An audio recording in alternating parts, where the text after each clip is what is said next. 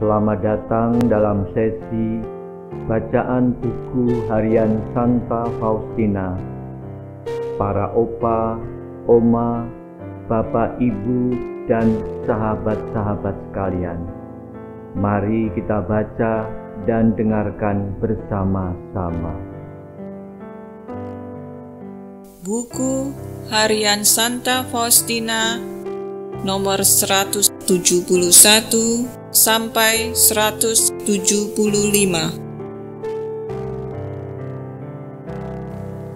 Berjuang untuk tetap hening. Seperti biasa, para suster dari berbagai komunitas datang ke retret ini. Salah seorang suster yang sudah sangat lama tidak kulihat datang ke kamarku dan berkata bahwa ia memiliki sesuatu untuk disampaikan kepadaku. Aku tidak menjawabnya, dan ia melihat bahwa aku tidak mau melanggar silentium. Ia berkata kepadaku, "Aku baru tahu bahwa suster sedemikian aneh." Dan ia pergi. Aku sungguh sadar bahwa ia tidak mempunyai urusan denganku, kecuali sekadar mau memuaskan cinta dirinya yang serba ingin tahu.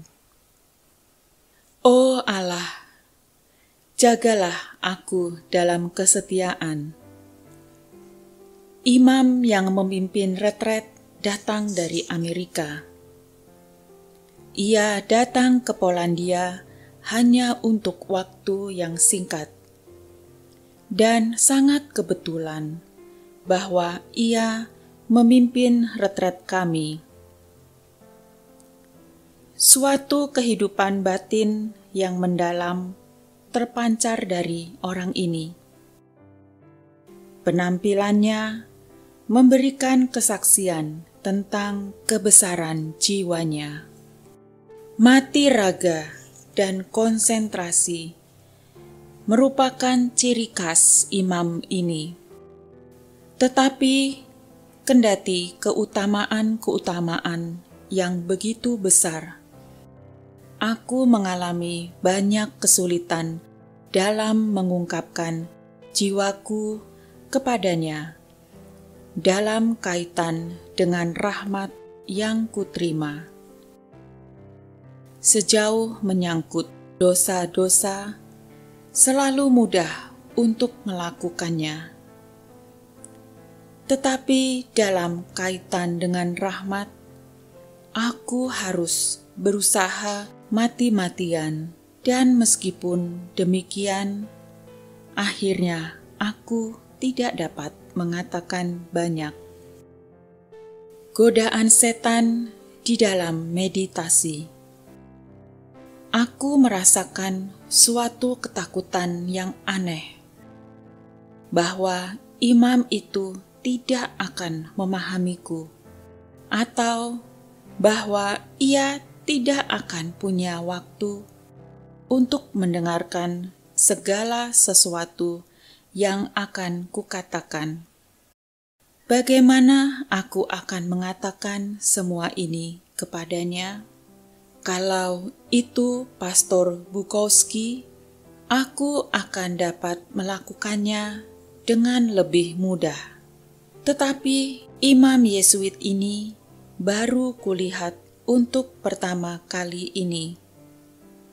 Maka aku ingat akan nasihat Pastor Bukowski bahwa aku harus sekurang-kurangnya membuat catatan singkat tentang terang yang diberikan kepadaku oleh Allah selama retret-retret, dan memberikan kepadanya sekurang-kurangnya suatu laporan singkat tentang semua itu.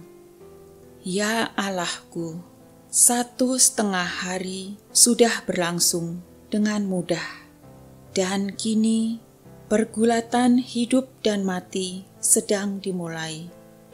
Konferensi sudah akan dimulai dalam setengah jam lagi, dan kemudian aku harus pergi ke pengakuan dosa. Setan berusaha membujuk aku untuk percaya bahwa kalau para superiorku telah memberitahu aku bahwa kehidupan batinku adalah suatu hayalan, mengapa aku harus bertanya lagi dan mengganggu Bapak pengakuan? Tidakkah Mother X memberitahu engkau bahwa Tuhan Yesus tidak bersatu dengan jiwa-jiwa yang memprihatinkan seperti jiwamu? Bapak pengakuan ini akan memberitahu engkau hal yang sama. Mengapa berbicara kepadanya tentang semua ini? Ini bukan dosa, dan Mother X mengatakan kepadamu dengan jelas bahwa semua persatuan dengan Tuhan Yesus adalah mimpi di siang bolong dan histeria melulu. Jadi, mengapa harus mengatakannya kepada Bapak pengakuan ini? Lebih baik engkau membuang semua ini sebagai hayalan. Perhatikan betapa banyaknya penghinaan yang engkau derita karena semua itu, dan betapa banyak lagi yang masih menantikanmu. Dan semua suster tahu bahwa engkau adalah seorang histeris. Yesus, aku berseru dengan segenap kekuatan jiwaku. Pada saat itu, imam masuk dan memulai konferensi. Ia berbicara sangat singkat, seolah-olah ia terburu-buru. Sesudah konferensi, ia pergi ke kamar pengakuan.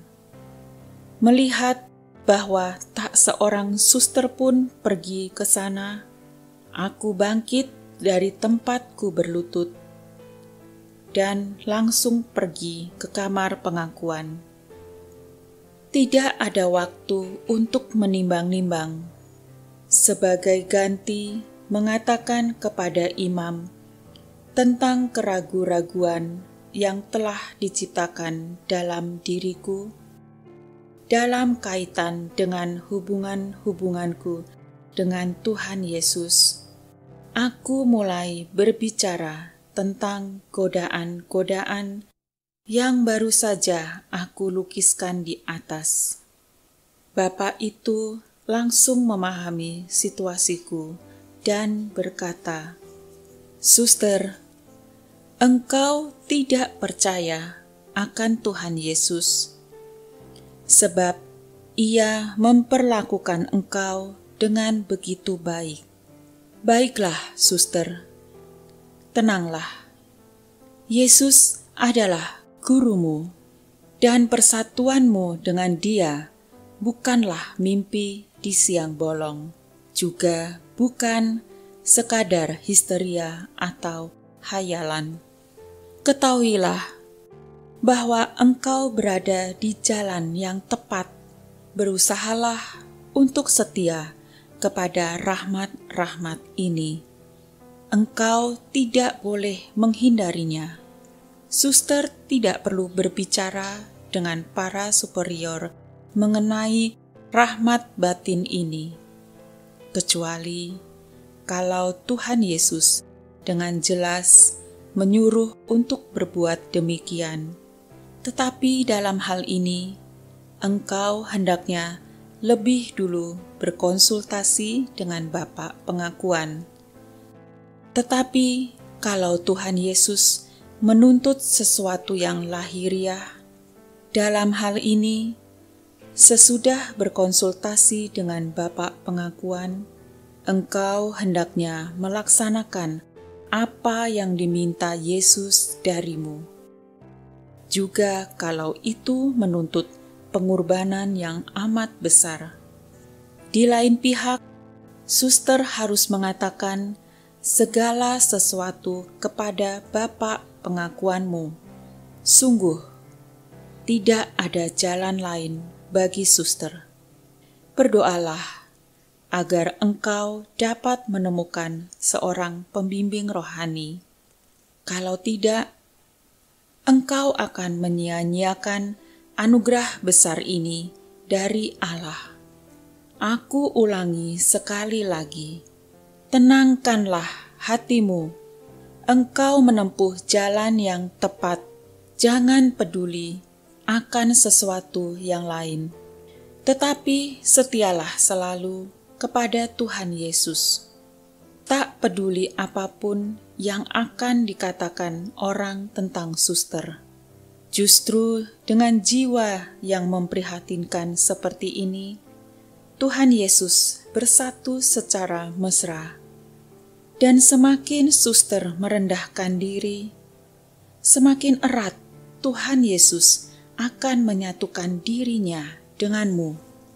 Ketika aku meninggalkan kamar pengakuan, sukacita yang tak terperikan memenuhi jiwaku, sehingga aku menyendiri ke tempat yang terpencil di dalam taman untuk menyembunyikan diriku dari suster-suster, supaya aku dapat membiarkan hatiku menumpahkan perasaannya kepada Allah. Kehadiran Allah meresapi aku, dan dalam sekejap segenap kehampaanku tenggelam di dalam Allah. Dan pada saat yang sama aku merasakan, atau lebih tepat menyaksikan, ketiga pribadi ilahi tinggal di dalam diriku. Dan aku merasakan damai yang sedemikian teduh di dalam jiwaku, sampai aku sendiri merasa heran bahwa aku dapat memiliki begitu banyak rasa was-was.